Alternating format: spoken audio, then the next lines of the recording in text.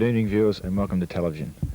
Yes, we're down here at Kilmore, down at the lovely Tram Museum down here at the moment. It's not a quite nice day where the temperature hasn't really risen above 20. Anyway, we have at the moment in the background there 644 tram, built at the Preston Tramway workshops in the early 30s. It's one of the few W2s or SW2 class trams that are still left in operating condition. As we look around the place too, we see much of the 1963 members are gone, but there's still that small band of intrepid people willing to do what's best for tramways in general right around Australia. We have trams such as a works car in the background, which we'll show you later on, viewers, and the many sheds that are started coming up here. We're just in process of having a look at this dummy, or what's left of a dummy that's come in only the last couple of weeks. Now, as of yet, we haven't determined what is the number of this dummy, but what we can see by having a look at this relic, that it was built roughly about the 20s. You've got the cast iron wheels here, and even the cast iron brake shoes, which are very rare these days. Most of the gripping seems to be in place. We have rubber soles, things like that. It generally is really a marvellous piece, considering that most of the ironwork is still in place. Disregard the tennis ball, of course, but it really is a marvellous. Anyway, we'll take a look around the side and see what else we can see. We now are situated in what looks to be the storage bay of the Kilmore tram sheds at the moment. These sheds are just about to go up. We have tram 52, which is in the side position, which we'll show you later on. This one here is car 46. I believe it's served mostly on the Alstomic lines. It's either an F-type or G-type tram. Hasn't been in service for many years. The tram behind us is a number 22, which is a Geelong Butterbox tram made by Pengelly. Now this tram number 22 served in Geelong up until the closure in 1956. Yes, here we are on location in VR car 34.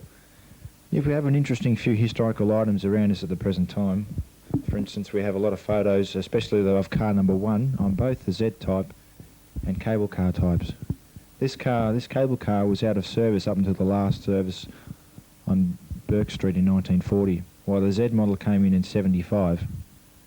Now, this VR car came out of service in 1959 on the last runs from the St Kilda depot to Grey Street in St Kilda. It was a different gauge than what they normally have on the tramways. It wasn't 1435mm as a standard tramway gauge. But as we look around, we see all the history that the tramways once had to offer. We have hail car stop signs here, presentation certificates for long servicing employees. It is looked upon in future times that when the young generation of this country will come on and they'll see what our forefathers used to ride in, they'll see these cars.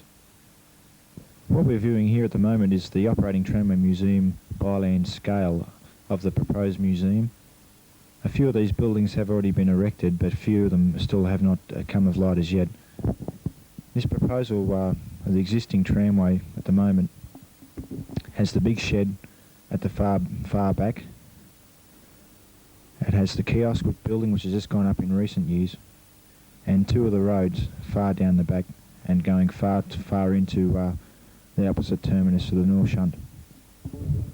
Yes, here the boys working feverishly hard trying to push this cable tram into the shed. Muddy ground, shoes will slip. The work's coming on mighty fast. As you can see, the tram is in not too bad condition at the moment, considering its age. It takes a lot of hard work by dedicated members such as ourselves to get these trams up and running. Yes, and here we have the General Manager of the Tramways Museum with us, young Andy Hall. How are you, Mr. Hall? Very good, thank you, Adam. And what do you think of the things that are happening on at the museum at the moment? It's very good. Lately we've done a lot of acquisition in cable cars. As you can see, this old relic that I mentioned about to you before. We've got some more electric trams you'll see in the shed there, 887. That's still got to be manufactured to go, but there's a good collection of tram cars here.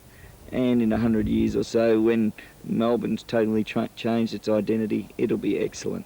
Yes, do you think there's actually a hidden agenda to all these cable trams coming to the museum? And the fact that the cable cars are here, you've got to protect the history of the state. The cable cars themselves, as I mentioned before, they're over 100 years old. There's only a few of them left to get. So you've got to acquire what you can find. At this location here, this is the R.P. Sewell cable car shed, and this is an old Melbourne bogie cable car that ran on the Elizabeth Street lines. These ran out to Brunswick, just past Princes Park, Optus Oval, as some people would know. We have a number of cable cars and horse trams in this building, and they're all over 100 years old. They're all in various states of repair. Some have been restored, but the point about having these objects is that you restore them and you have them for life. As there's only a few left, it's very important to have these vehicles. Another part of the large collection here at the Tramway Museum of Bylands is the historic bus collection. The buses, of course, operated by the Melbourne and Metropolitan Tramway Board and the Metropolitan Transit Authority, and then followed by the Public Transport Corporation. As we can see here, this is the Public Transport Corporation medical bus. This is an old national bus that ran on the Clifton Hill route, purchased by the Tramway Board in about 1975. This bus was converted as a medical bus in the late 1980s. This bus toured all around Victoria doing medical tests for train staff, tram staff at the tram depots, just doing medicals. They did hearing, eyesight, various medical tests and whatever were required. We'll now go into the bus shed and have a look at further relics of yesterday's public transport past of buses in Melbourne. Just an unusual attraction here in the Tramway Museum's bus shed is the old Gelbart roller.